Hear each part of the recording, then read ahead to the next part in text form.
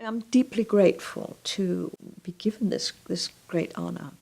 And it's particularly significant because, I spend all my time in a building endowed by the Macy family and in a gallery that carries their name. So it seems kind of almost as if it's come home, which is really nice. It's also deeply appreciated by me because I think, as far as I know, I'm the first person in the arts at all to have been thus honored at Teachers College. That it allows me to, or to be, a kind of a reflection of Teachers College support and appreciation for the centrality of the arts as part of the educational process. It has drawn attention to the fact that the arts are important at Teachers College.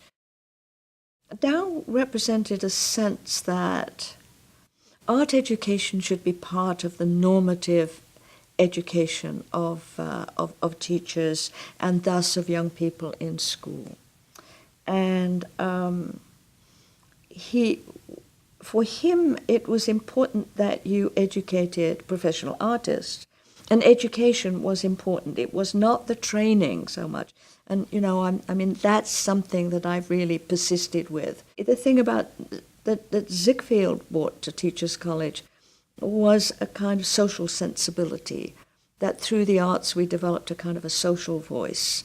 That culture was really very important. And Ed Ziegfeld was pretty much instrumental in the development of the International Society for Art Education. And Maxine helped me towards an ability to articulate that for myself and for our program, that the aesthetic is not something that we apply to something, to make something better, to make better taste, or etc. That it is implicit in the way we form values and judgments and relationships across a broad swathe of our thinking. And we've always been enriched by the various and challenges that our doctoral students have brought us in terms of the ideas that are critical and important to us.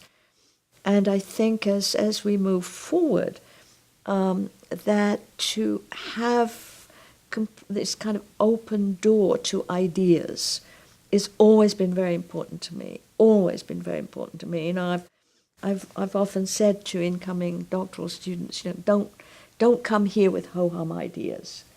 Go somewhere else.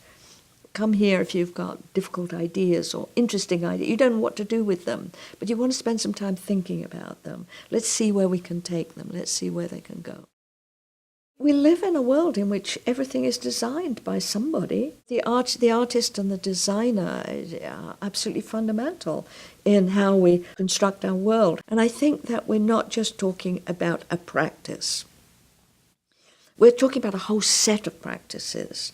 There isn't only one art practice, there are many. All of these things conspire together to shape how we exist in the world that we make. And we either make it with knowledge or we just go along and it swamps us. And making it with knowledge requires that we think in particular kinds of ways, that we can think imaginatively and inventively, but we can also think critically.